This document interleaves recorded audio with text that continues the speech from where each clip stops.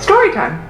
This has been my first year in preschool with a class of my own, teaching alongside another queer neurodivergent educator, and we have been rocking our twos class. We've been talking about gender and skin color and consent and empathy and our bodies and autonomy. It's been fabulous.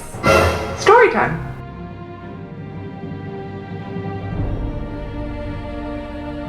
But our teaching team is shifting and a new person is being onboarded, someone with many years of experience.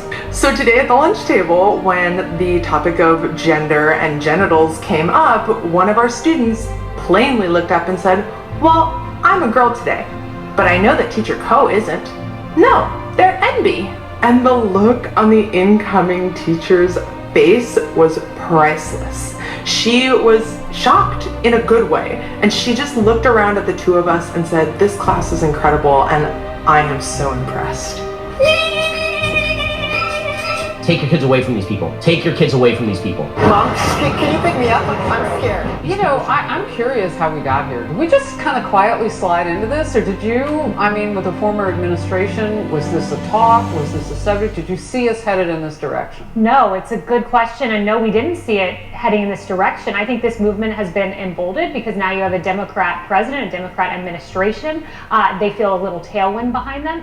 But it is a slow fade that's been happening in our schools, and we've got to broaden this out to what all is going on outside of Loudoun County here in New York City, where parents were paying $55,000 to send their kids to the Dalton School. The kids, first graders, 6-year-olds, were showed a cartoon about self-pleasure in their anatomy. 6 years old. This happened in Connecticut as well. In Loudoun County, a Christian student was forced to basically sit in a broom closet because he didn't want to partake in this, be taught about transgender policy. That should be at home, not for the teacher to do. This is a very scary place in society where our kids are being taught a set of values and principles by their teachers when all they need is an education, which is why I say, done with private school, done with public school, parochial school, because at my all-girls Catholic high school, you wouldn't have been lectured on morality like this. You know, it's interesting because the Supreme Court decision that came out today had to do with free speech by students, and the Supreme Court said, quote, "Public schools are the nurseries of democracy." As you can see in the title above, and I watched this yesterday and I was absolutely mind blown. So shout out to James and shout out to my boy Black Hannity. So y'all need to follow Black Hannity. He go hard, man. He's the investigative reporter that confront this lunatic in the streets and give him a taste of his own medicine in a very respectful, lawful, and peaceful way. So California teacher, it's in Sacramento, California. He admits that he's indoctrinating kids to be little commies. So all this, it's a conspiracy theory. The conservatives are just saying that they out here changing kids. No, they are. If this guy doesn't get fired, I don't know what to do. Am I gonna have to go to Sacramento? We're gonna have a 1 million man march? There's no way a teacher, conservative or not, even if he's conservative, in no way a teacher should be indoctrinating any kids and saying the things that this teacher said. Don't listen to me. Roll the film. I have 180 days to turn them into revolutionaries. How do you do that? Scare the F out of them. I have 180 days to turn them into revolutionaries, scare the F out of them. Listen to them. Organization that is under the banner of Antifa is very loosely organized, right? So that, yeah, when there is like right-wing rallies and stuff, then we'll create an opposition to that. Yeah. Where would he go to connect to some of these organizations? I post a calendar every week. Awesome. Then so and I do it for extra credit, so they get points for doing it. So that encourages them to do it.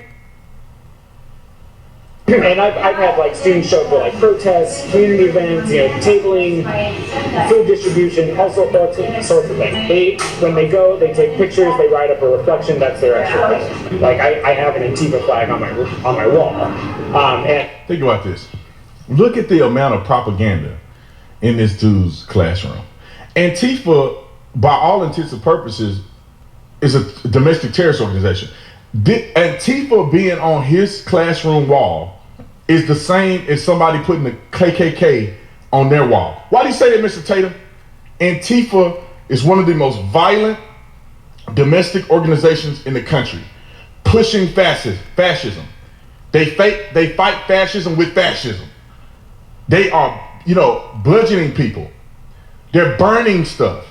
They're hitting people in the head with rocks.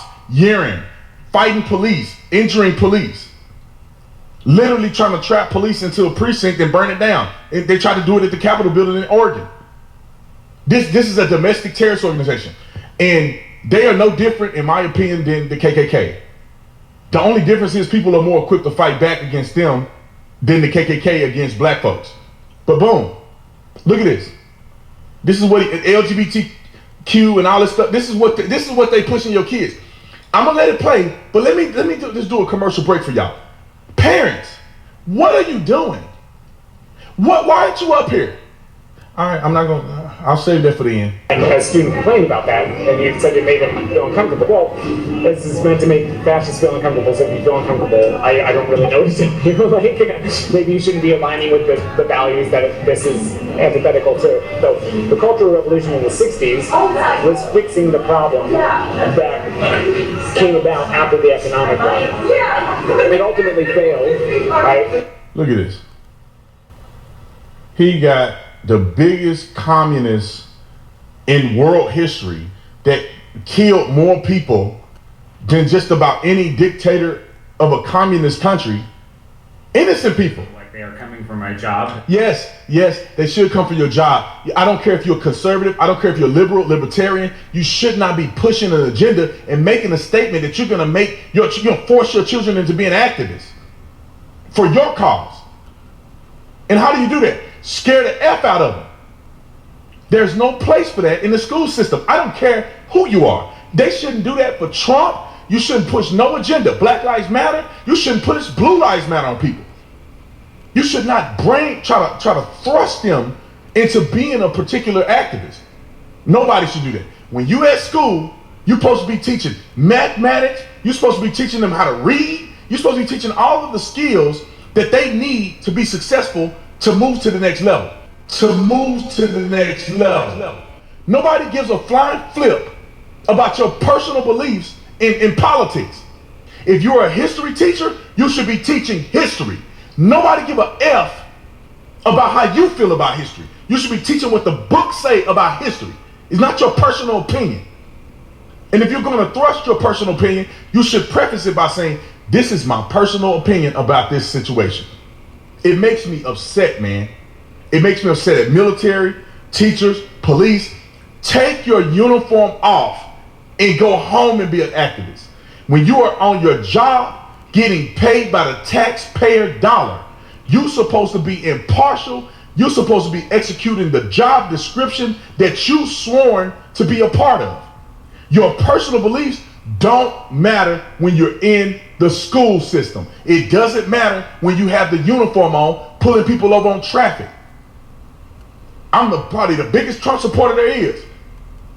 But Trump ain't got nothing to do with pulling you over on a traffic stop according to the Constitution and the laws that are of the state or municipality.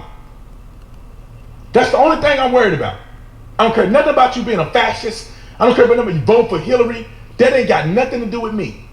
Did you break the law or did you not? I could care less about your personal beliefs.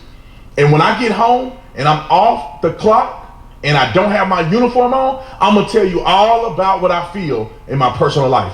Other than that, you should be fired pushing an agenda. You should be fired if you're in the military with your uniform on, pushing an agenda. End of story. Comment in the comment section, let me know what you think about it. Am I crazy? Am I on or something? Y'all need to contact these people. I'm gonna put all the links in the description section. These videos that I saw from Project Veritas, and also the contact information that you may want to be involved with, especially if you live in Sacramento. I love you guys. See you on the next one. I'm out. The second thing is, the reason why my daughter is standing behind me is because my job as her parent is to protect her from anybody that has ill will towards her. So being that this is her first year at this high school that is world renowned and everybody knows about this school, is so perfect and everybody does everything right, the first time my daughter tells me and she goes against my wishes to come out of a classroom that's disruptive to her well-being, I have an issue. I am very articulate. My children are very well read. They speak their opinion. They make sure that they are clear in what they do and do not like. And for the fact that my 17-year-old daughter had to come to me and said, "Mom, you don't understand. Let me explain." This means that in 2 weeks, in 13 days, he was allowed to change my daughter's mind about some fascist crap that y'all have let in this school. I'm tired. This is ridiculous. I'm from Texas. So this don't go on in Texas. This does not go on in Texas. They're 2 grades higher than California, period. So to think that my very sound-minded daughter would go against me and my wishes and our values in our home to be able to go and support this man, and he is putting her in harm's way, what the hell are y'all doing? I'm tired. How long does it have to go on before somebody says something? How long?